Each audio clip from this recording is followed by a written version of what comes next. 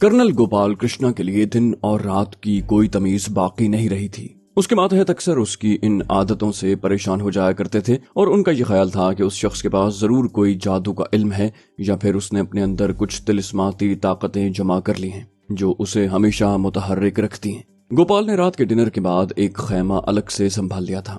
अपनी मदद के लिए उसका जानिसार मातहत मीर साहब मौजूद था, जिसने अब खुद को गोपाल कृष्णा वाले सांचे में ढाल लिया था। सबसे पहले उन्होंने ठेकेदार को तलब किया था। गोपाल ने उससे हमले वाले रोज की सप्लाई से मुताल्लिक ऐसी तफसीलात दरियाफ्त की थी जिन्होंने मीर साहब को भी चौंका कर रख दिया था। उसने ठेकेदार से ट्रक की आमद से रवानगी तक की तमाम तफसीलात, ट्रक के पार्क होने की जगह, उस पर पहले क्या रखा गया, बाद में क्या रखा गया, उस रोज खिलाफ मामूल क्या क्या बातें हुई, रवानगी में कितना वक्त लगा और सब्जी गोश्त और दीगर जरूरियात कहाँ से हासिल की, क्या मामूल के मुताबिक भी वहीं से हासिल की जाती थी।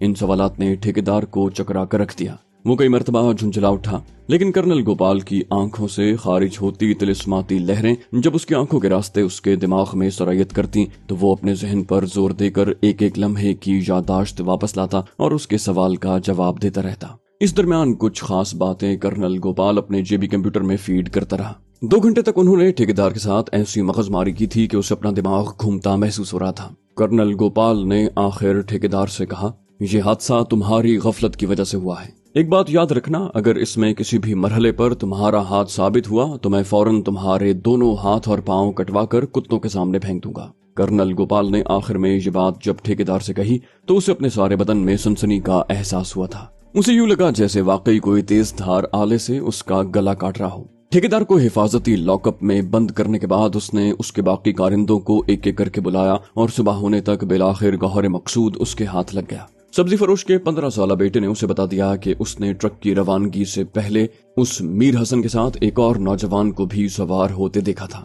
आधे घंटे तक मेजर रॉय और कर्नल गोपाल उससे कुरेद कर उस नौजवान के खद्दोखाल दरियाफ्त करते रहे। इस दरमियान कर्नल गोपाल कृष्णा ने अपने सामने धरे सफेद कागज पर मुसलसल पेंसिल चलाई और गुफ्तगू के खात्मे पर उसने एक स्केच बनाकर उस लड़के को दिखाया। खौफजदा लड़के के मुंह से बेख्तियार निकला, बिल्कुल ऐसा ही था, बिल्कुल ऐसा ही। मेजर रॉय ने अचानक ही उसकी आंखों में झांकते हुए पूछा, तुम्हारे बाप के साथ उसने क्या क्या बातें की? खौफ से सहमे हुए बच्चे के मुंह से बेसाख्ता निकल गया, मुझे इल्म नहीं। अचानक ही उसने पूरी कुव्वत से थप्पड़ उसके मुंह पर मारा। बच्चे को यूं लगा जैसे छत अचानक घूमने लगी। वो चकरा कर दीवार से जा लगा। कर्नल गोपाल ने उसे संभालते हुए कहा, देखो हनीफ बेटा, ये बड़ा जालिम आदमी है। ये तुम्हारे साथ वही सुलूक करेगा जो मुजाहिदीन के साथ होता है, इसलिए इसे सब कुछ सच सच बता दो। शाबाश, जल्दी बताओ तुम्हारे बाप से उसने क्या बात की थी। खौफजदा हनीफ ने धाड़े मार मार कर रोना शुरू कर दिया। मेजर रॉय बोला, चुप, अगर आवाज हलक से निकाली तो तुम्हारे मुंह में बम डालकर मार डालूंगा। मेजर रॉय की धमकी ने उसकी रगों का खून ही मुंजमद कर दिया था। उसका रोना यकलख्त रुका और अब वो मुसलसल सिसकियां ले रहा था। कर्नल गोपाल कृष्णा ने उसे पानी का ग्लास थमाते हुए कहा, लो पानी पियो। मेजर रॉय ने अपना नफ्सियाती दबाव बढ़ाते हुए कहा, सर ये ऐसे नहीं मानेगा, मैं जरा इसे दूसरे कमरे में ले जाकर उल्टा लटकाता हूँ। 2 घंटे तक उल्टा लटकने के बाद इसका दिमाग बिल्कुल ठीक काम करने लगेगा। कर्नल बोला, नहीं मेजर, ये बड़ा समझदार बच्चा है। अचानक ही उसने पूछा, तुम्हारी कितनी बहनें हैं? खौफजदा हनीफ के मुंह से बेसाख्ता निकला, 3 जनाब, 3। गोपाल कृष्णा बोला, तुम क्या पसंद करोगे कि ये लोग उन्हें उठाकर यहाँ ले आएं और फिर? गोपाल कृष्णा ने उसकी आंखों में झांक कर नामुकम्मल बात की तो हनीफ को अपने बदन से जान निकलती महसूस हुई। उसे क्या इल्म था कि उस बेचारे के साथ ये लोग क्या चूहे बिल्ली का खेल खेल रहे हैं। अपनी जान बचाने के लिए उसने कह दिया कि उसके बाप को ही इल्म होगा। उसने दोनों की बातें नहीं सुनी और थोड़ी देर के बाद उसका बाप वहां मौजूद था। कर्नल गोपाल कृष्णा ने उसकी शक्ल पर नजर पड़ते ही मेजर रॉय से टी ब्रेक के लिए कह दिया। इस कोड का मतलब समझकर मेजर रॉय के होंठों पर जहरीली मुस्कुराहट फैल गई। उसने दोनों गार्ड्स को अंदर तलब किया। अचानक ही उसने सब्जी फरोश कश्मीरी से, जिसका खौफ से पहले ही रंग जर्द पड़ गया था, दरियाफ्त किया, क्या नाम है तुम्हारा? वो बोला, अलाई। माई बाप अलाई नाम है मेरा। कपकपाती आवाज से उसने जवाब दिया। गोपाल कृष्णा ने कहा, हमारे लिए चाय भेज दो और अलाई को नाश्ता करवा के 15 मिनट के बाद ले आना। गार्ड ने ओके सर कहा और अलाई को गर्दन और बाजुओं से इस तरह दबोचा जैसे भेड़िया किसी भेड़ के बच्चे को काबू करता है। वो चीखते चिल्लाते अलाई को डाइनिंग रूम में ले आए थे। पलक झपकते में उन्होंने मजलूम कश्मीरी को कपड़ों से बेनियाज कर दिया। इससे पहले कि सूरत हाल उसे समझ आए, उन्होंने चीखते चिल्लाते अलाई के दोनों पांव में पहले से रखे 2 रस्सी के फंदे पहनाए اس کے ساتھ ہی اپنا شیطانی عمل شروع کر دیا۔ الائی کے جسم کو زور کا جھٹکا لگا اور وہ الٹا چھت کے ساتھ لٹک گیا۔ اس کے ساتھ ہی وہاں ایک کونے میں بیٹھے ایک مشٹنڈے نے، جس کے سامنے رم کی خالی بوتل دھری تھی، اس کے جسم پر وحشیانہ انداز سے ڈنڈے برسانے شروع کر دیے۔ وہ یہ دیکھے بغیر مار رہا تھا کہ چوٹ الائی کے جسم پر کہاں پڑتی ہے۔ بمشکل 5 منٹ کی مار نے الائی کی آواز بند کر دی۔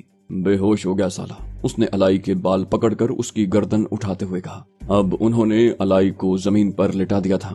پانی کے چھینٹے مارنے کے بعد وہ اسے ہوش میں لے آئے تھے، جس کے ساتھ ہی اس پر دوبارہ وحشیانہ تشدد ہو گیا۔ اب اسے 3-4 درندے مل کر مار رہے تھے۔ 15 منٹ میں وہ 3 مرتبہ بے ہوش ہوا، اور 15 منٹ بعد جب وہ اسے ناشتہ کروا کر واپس لے جا رہے تھے تو الائی کی شکل نہیں پہچانی جا رہی تھی۔ صرف اس کے چہرے پر آنکھیں ہی اپنی اصلی حالت میں باقی رہ گئی تھیں۔ اسے وہ بالکل ننگی حالت میں یہاں لے آئے تھے۔ کرنل گوپال اور میجر رائے اس درمیان چائے سے فارغ ہو چکے تھے۔ الائی کو انہوں نے گردن سے پکڑ کر جھٹکا دیا اور وہ سیدھا کرنل گوپال کے قدموں میں جا گرا۔ الائی وحشیانہ انداز میں چیخ رہا تھا، خدا کے لیے مجھے معاف کر دو، مجھے کچھ علم نہیں، میرا کوئی قصور نہیں۔ میجر رائے نے کہا، کر دیتے ہیں، اور گارڈز کو واپس لوٹا دیا۔ بولا، تم لوگ جاؤ۔ الائی دیوار سے لگ کر بیٹھا تھا جب رائے نے اس کے سامنے وہ اسکیچ لہرایا اور کہا، اسے غور سے دیکھو اور بتاؤ یہ کون ہے۔ الائی نے درد سے بے قابو ہوتے ہوئے کہا، میں نہیں۔ رائے نے اس کے نزدیک اکڑوں بیٹھ کر کہا، اچھا، اس کا مطلب ہے ابھی تمہارا ناشتہ مکمل نہیں ہوا۔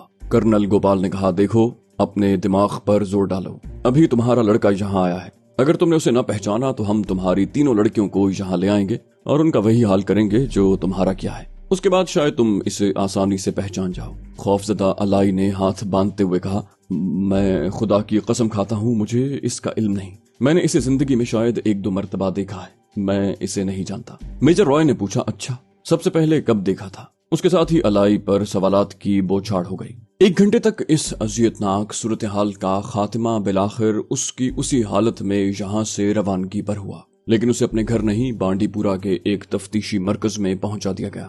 اب وہ اپنی خوش قسمتی ہی سے یہاں سے واپس جا سکتا تھا۔ اس کا مظلوم بیٹا 15 روز بعد جب گھر پہنچا تو اس کی حالت غیر ہو رہی تھی۔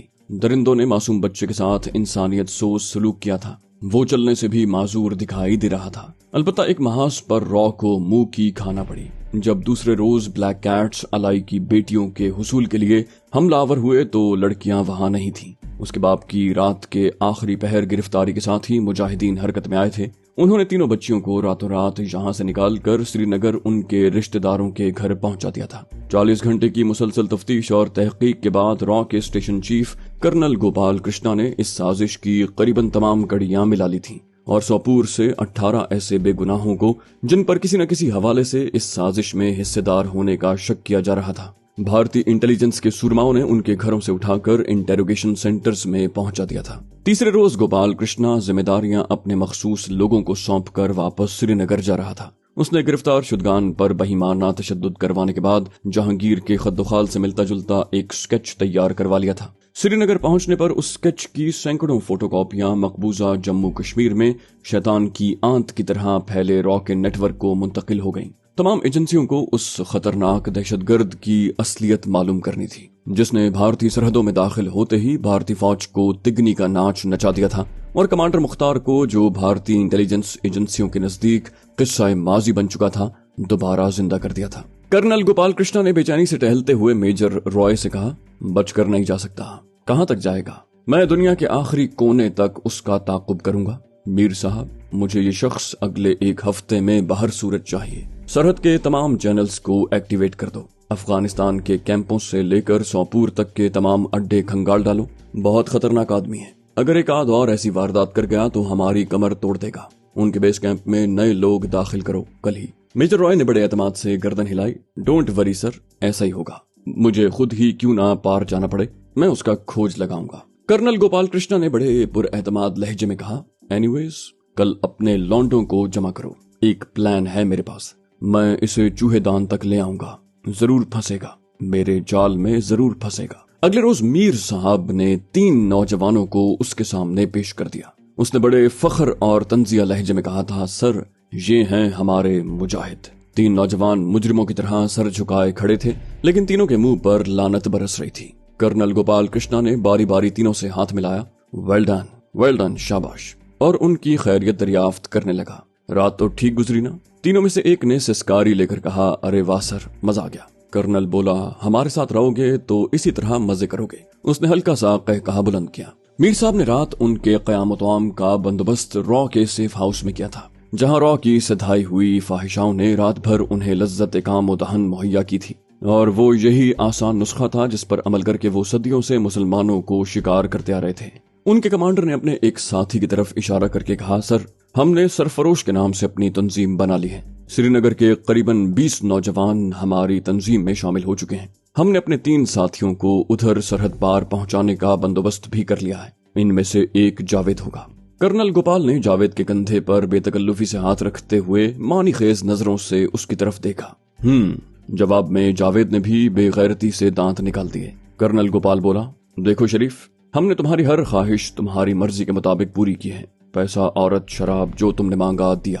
آج دوستی کی آزمائش کا وقت آ گیا ہے۔ اس تصویر کو غور سے دیکھو، اسے اپنے دماغوں پر نقش کر لو۔ کرنل گوپال نے ان کے کمانڈر کو مخاطب کرتے ہوئے جہانگیر کے مختلف پوسٹ سے بنائے گئے 3-4 اسکیچ نکال کر ان کے سامنے رکھ دیے۔ تینوں باری باری غور سے انہیں دیکھتے رہے۔ کمانڈر شریف نے کچھ دیر کے بعد کہا، ٹھیک ہے سر، دیکھ لیا اور پہچان بھی لیا۔ اب یہ زندگی بھر ہمارے ذہن سے محو نہیں ہو سکتا۔ کرنل بولا، ہمیں اس کے نام کا علم نہیں، یوں بھی ہم نام کے چکر میں نہیں پڑے۔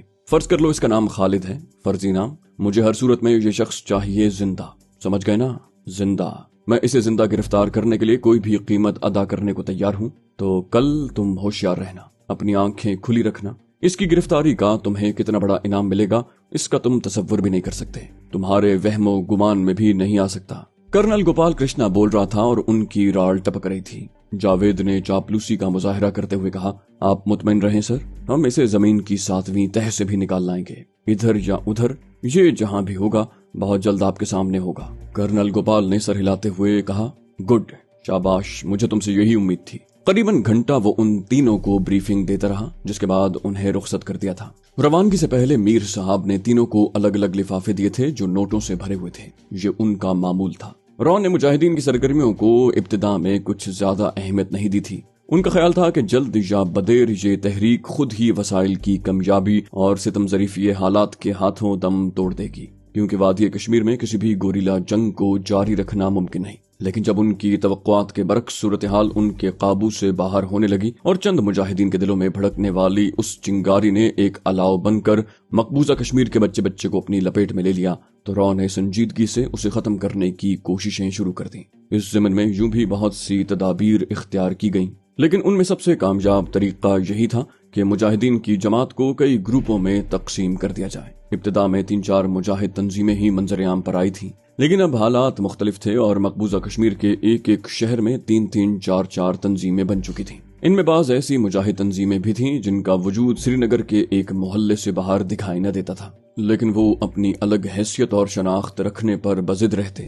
را کی یہ پالیسی بڑی کامیاب رہی۔ اس طرح کی گروپ اور گروہ بندیوں کی آڑ میں وہ اپنے گروپ اور گروہ آسانی سے داخل کر سکتے تھے، اور وہ ایسا ہی کر رہے تھے۔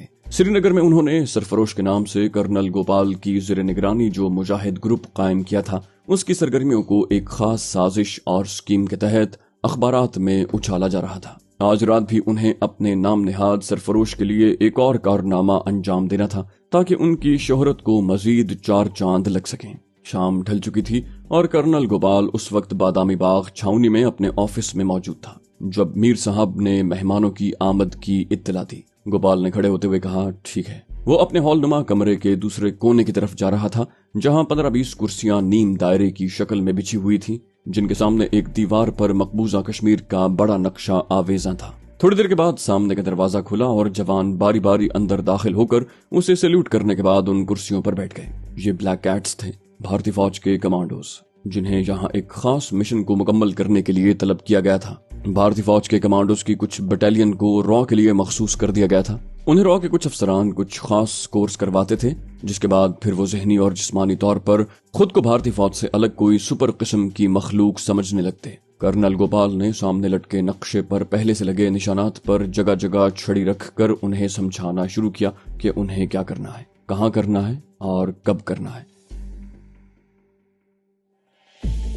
श्री नगर के निवाही इलाके खनमोह में मौजूद उस आरजी फौजी छावनी से कुछ फासले पर JKSF Jammu Kashmir state force की उस चौकी से मुताल्लिक बड़ी पुरस्कार दास्तानें मशहूर थी। ये समझा जाता था कि एक मर्तबा यहाँ आने वाला फिर किस्मत ही से जिंदा अपने घर वापस लौटता है। इंस्पेक्टर गुलाम रसूल वहाँ का इंचार्ज था, जो उस इलाके में कसाई की शोहरत रखता था। मुजाहिदीन की अक्सर तंजीमों ने उस पर कातिलाना हमले किए थे, लेकिन उसकी खुशकिस्मती थी कि अभी तक वो उन हमलों से महफूज था और अपने काम में मसरूफ था। चंद रोज पहले ही सरफरोश नामी मुजाहिदीन की तंजीम ने ऐलान किया था कि वो इंस्पेक्टर गुलाम रसूल को कत्ल करेंगे, जिसके बाद श्रीनगर के अवाम में इस तंजीम से मुताल्लिक खासी बहस चल निकली थी। यूं तो यहाँ मुताद्दिद मुजाहिद तंजीमें थीं, लेकिन इस तरह आज तक किसी तंजीम ने ललकार कर किसी भारतीय ऑफिसर को मारने का दावा नहीं किया था। इंस्पेक्टर गुलाम रसूल ने जब मिलिट्री इंटेलिजेंस से इस तंजीम के मुताल्लिक मालूमात हासिल करना चाही तो उसे टाल दिया गया।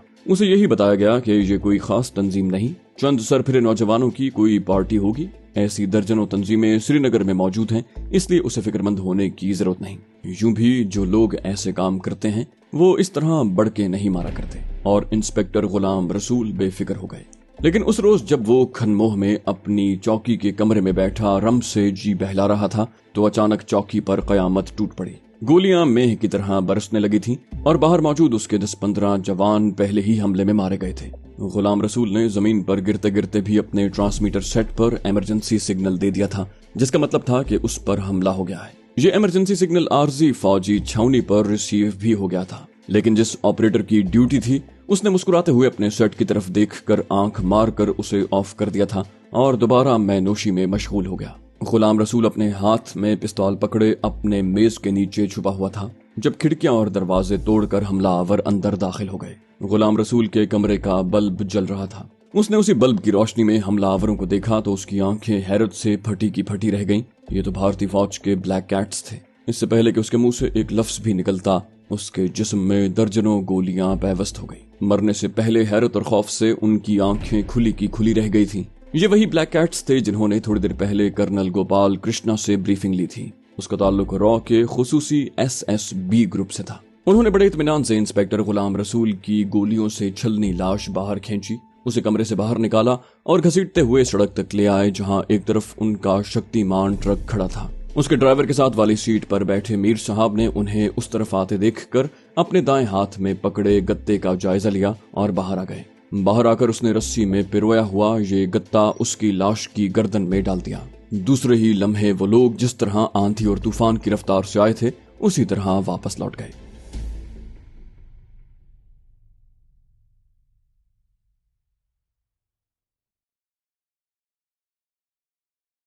तो दोस्तों ये थी हमारी आज की एपिसोड। उम्मीद करते हैं आपको हमारी कहानी पसंद आई होगी। जाने से पहले इस वीडियो को लाइक कीजिए और शेयर करना मत भूलिए। कमेंट करके हमें बताइए कि आपको हमारी वीडियो कैसी लगी, और अगर अभी तक आपने इस चैनल को सब्सक्राइब नहीं किया तो इसे सब्सक्राइब कीजिए और बेल आइकन दबाकर ऑल नोटिफिकेशंस ऑन कर लीजिए।